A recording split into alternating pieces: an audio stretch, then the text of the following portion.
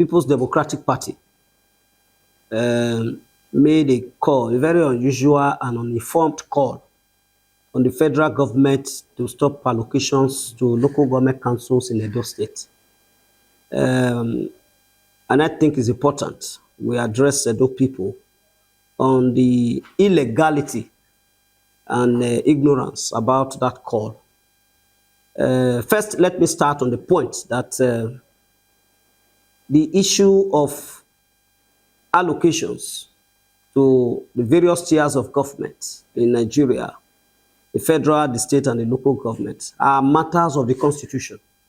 Section 162 of the Constitution makes it clear that money standing to the credit of each tier of government, in this case, the local government councils in Nigeria, shall be directly credited to their accounts. And it was this provision that the Supreme Court gave verve when it decided that local government councils should enjoy some measure of autonomy. In this case, this call is uninformed and is an illegal one in the sense that by Section 7 of the Constitution itself, it talks about the democratically elected local governments as being guaranteed by the Constitution.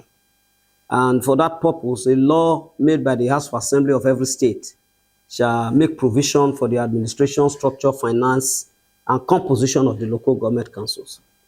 In Edo State, while it is correct that the chairman and vice chairman have been undergoing some inquisition arising from complaints of sleaze and corruption at the various councils level, reports have been submitted which are quite damning on the administration of funds of the local government councils until the House of Assembly competently exercise their powers to suspend the chief executives as at 16th of December 2024.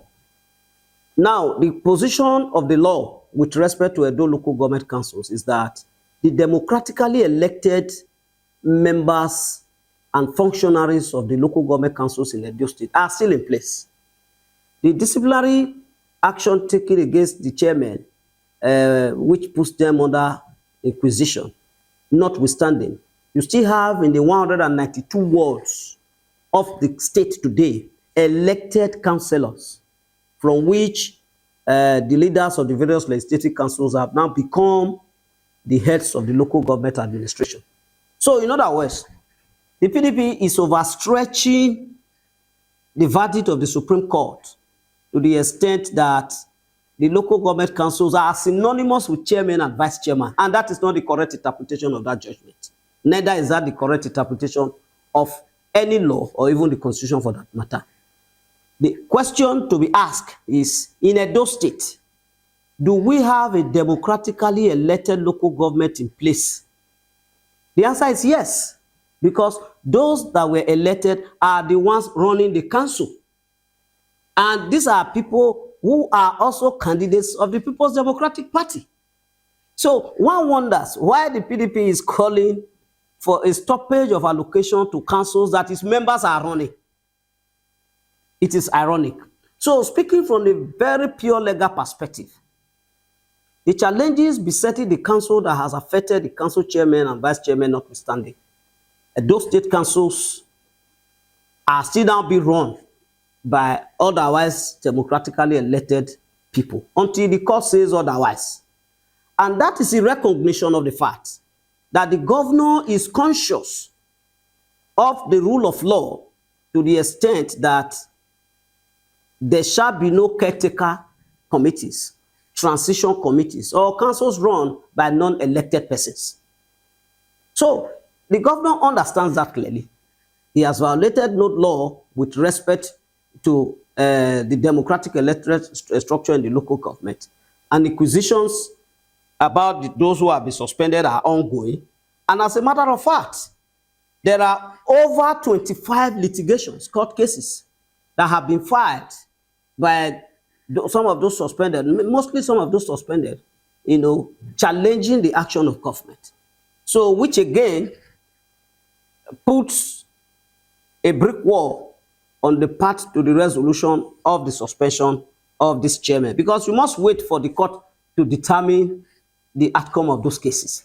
In the meantime, Edo people need to be told that the PDP's call for a stoppage of allocations to local government councils in Edo State is not only insensitive, it is born out of ignorance of the current law, and it's again an unpatriotic call in that they are not putting into cognizance the welfare and the interest of the people at the grassroots level in Edo State.